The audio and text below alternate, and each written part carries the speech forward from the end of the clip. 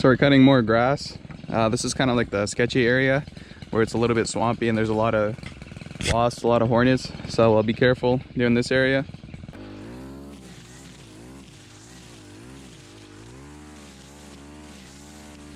So after the first commentary video, or the video I did with commentary, it seemed that people don't really mind the commentary, so we're gonna kind of alternate with that. I think I'll do a couple of videos with commentary, a couple of videos without commentary, kind of just change things up, because it feels kind of weird just posting the same video constantly, just cutting grass all the time. Well, not in the sense of cutting grass all the time, just kind of like a super repetitive thing, I want to change things up just so, there's something new for people to watch, and there's something new for, something new for me, because I'll watch the videos too after I post them just to kind of, get into the, what would my viewers see, or, what would the viewers see, and, watching the same video over and over and over, day after day, that seems kind of weird. So, we're just going to do alterations. I'm going to do something different every single video. Well, that's the point. We're trying to aim for something different every single video. And as you can see in this video, we're cutting the grass here, and it's sped up. This is at 200%, so this is like twice the speed of the normal footage. As you can see, we're destroying that tall grass. Over here, there's more tall grass. Look at that. That's some good stuff. And then in this video, as you can see, we've got that Stihl AutoCut 36-2, and I do mention, and I do talk about it at the end of the video, about the AutoCut and then the red line that's in here. But one of the things I noticed is that I was having a lot of issues with the red line breaking. So I guess I'm gonna repeat myself here, but at the end of the video I talked about how the red line, it kept breaking on me. And I think the reason for this is that since the red line came with the head, so the trimmer head was already loaded with the line, I think what happened is that sometimes these trimmer heads can be standing around for a while. And so what that kind of does is that apparently the line, it does have some moisture in it, or to a certain degree there's some kind of absorbing aspect to the line. The plastic holds in moisture, and after a while, after some heat or whatever, generally the plastic becomes brittle. And I think it's kind of the same case here in this video. I guess one of the factors could be is that as you're trimming grass, the mower head, it does heat up. After you cut grass and you set your mower down and you touch the shaft, or right above the trimmer head, you can feel that it's a little warm, it's a little heated up. I hope that's not just with this one. I hope other people will have that too, because I know you're supposed to, what's it called? There's a bolt down there by the trimmer head, and you need to lubricate the gears in there. So after some time, I think normally it's every 25 hours, you need to lubricate the trimmer head gears. That's just to keep things running good, keep things running efficiently. But I think sometimes it does warm up, so I hope that's not something I have. But yeah, going back to the trimmer line, I think sometimes what happens is that when the trimmer line heats up, and then that's just one of the factors, is that maybe that heat can transfer. Actually, no, the heat does transfer into the actual trimmer head. I know this because sometimes you have trimmer line welds where the actual trimmer line, it will weld to the other trimmer line. So I guess it starts melting, or something occurs, but the trimmer line just kind of melts at a certain point, and then one of the gaps in the spool, the line just kind of welds. I don't really know how to describe that, but I did showcase that in the video where I did the point of view angle. I think that was the most recent video posted, just before this one, where I talked about I'm not talked about. I took off the trimmer cap and I showed that the line welded. I didn't get like a super close-up angle, but it kind of, you know, did the point where it showed what I was trying to say. And so sometimes the line does weld, but once again, going back to the point, is that the heat, it also increases the dryness of the line. And so when the line dries up, it becomes brittle, or it just becomes dry. And think of wood. When wood is wet, it's flexible. You can bend it. You can, you know, you can hit things. You can hit objects with it. You know, it won't break. But if you have a dry piece of wood, you know, and you smack an object, the wood's gonna break, or you're gonna start bending it and it's just gonna snap. It's the same case with trimmer line. Is that when the trimmer line loses its moisture, it starts breaking. And in this video, that's exactly what happened. Is that when the grass got taller and thicker, I guess the bottom portion of this grass, this really tall canary grass, is more of like reeds than it is grass. Or I kind of want to say straw, but I don't think straw would be the right term. Whatever, it gets pretty thick.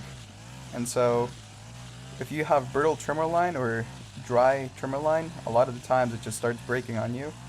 And that's exactly what happened in this video. So, you know, apart from that, the line did a pretty good job. You know, for a round line, I'm pretty satisfied with it. I wasn't expecting, you know, any huge, like, I don't know how to describe it. I wasn't really expecting much. I was just kind of using it to use it. You know, normally, I don't like round line just because it's round.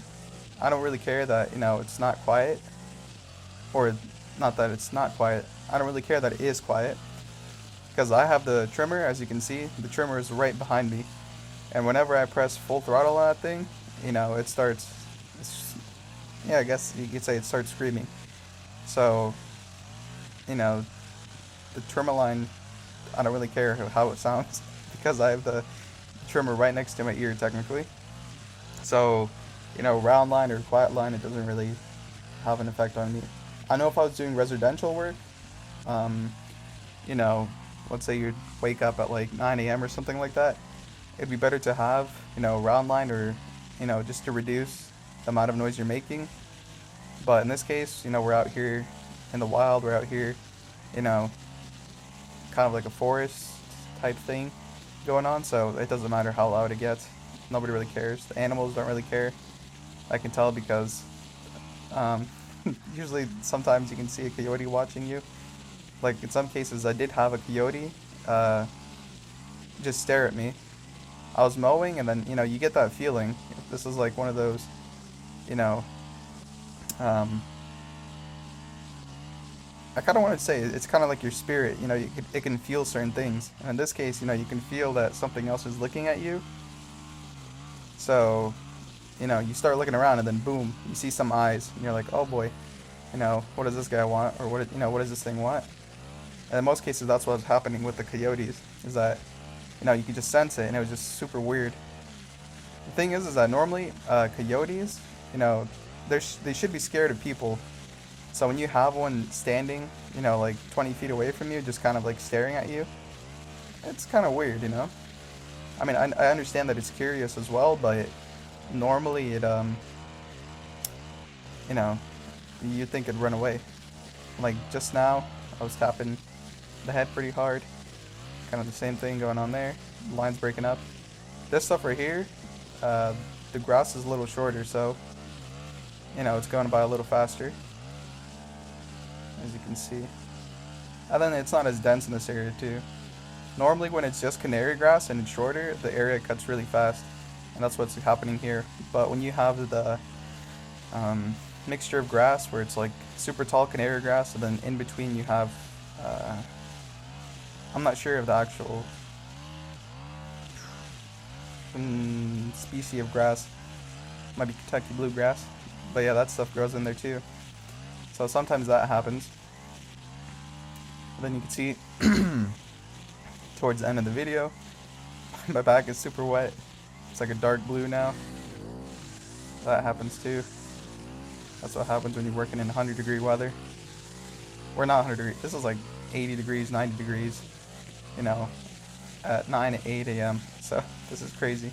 The other thing is that, you know, before anybody says that, oh, dude, you know, I'm working in 100-degree weather, it's very humid at the same time. Like, it's like almost 60% humidity or something like that. And normally, you know, in places where people are, normally when people are, you know, saying that, oh, you guys can't handle the heat or something like that, normally those people live in areas where it's not as humid. There are people who do live in places where, you know, it hits 100 degrees and the humidity is also like 50%.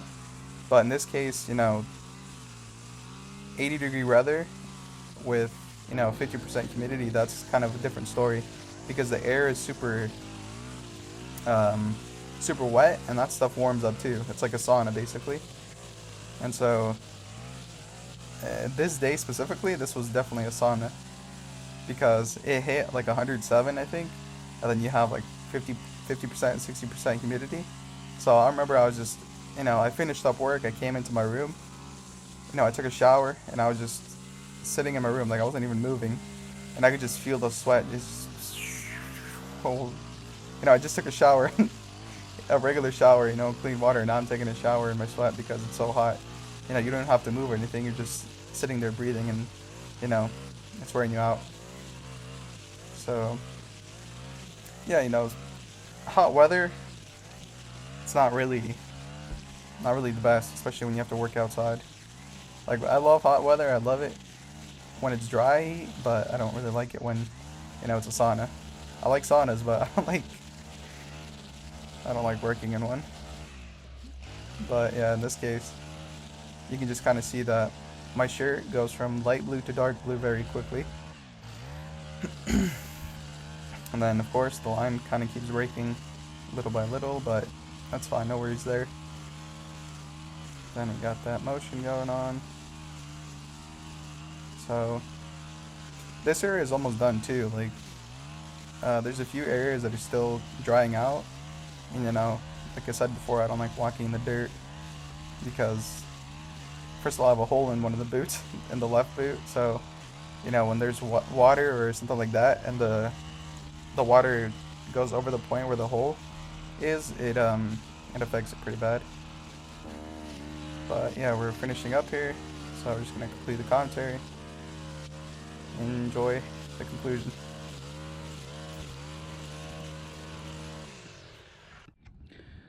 So we're at the conclusion for this video. So this area was kind of tall. What's really awesome is that I don't see too many like hornet nests or wasp nests over here. I think one of the main reasons was because this area was so wet, so they didn't really like it. I mean, there are a few little bird's nests right there. I don't know if you can tell. That's a little bird's nest in that tree. And then, you know, air is drying up pretty good. All this was underwater not too long ago. You can see how it's still kind of wet in some areas. Some areas it's drying up really good, so that's good. But this stuff right here will grow back really quick because the sun's burning out right now. It's like 90 degrees and it's only, you know, like 10 a.m., which is kind of insane. And it's supposed to hit 108 degrees today. So, you know, with the mix of the, you know, the moisture in the soil and then the sun, the stuff's gonna start growing fast. So I'm also still on one spool of this round quiet line. Right now we can kind of see that, or I can see that this stuff has been standing around for a while because the line is kind of brittle in a sense that it's not as flexible. So think of like something that's dried out. When you like start bending it, it just cracks. This is how it kind of is right now. I've had to stop several times to take off the cover and to pull the line out again because it kind of just like rips out of this. Oh, you see right here, like there's a little bit of, I don't know if you can see that, man. Like right here in this section, you see how it's kind of worn down right there? That's because the line is getting brittle. So I'll probably have to, well, I mean, we don't have to do anything. We just have to change the line when it runs out. But it's doing pretty good. But since this grass right here is taller, it's taking a little bit more line to cut with. But yeah, I'm waiting for that to run out so I can throw in my square trimmer line. But yeah, that's enough of a little spiel. Thank you for watching. I appreciate it. You know, let me know what you guys think. Yeah, thank you for watching. Have a good night. God bless you.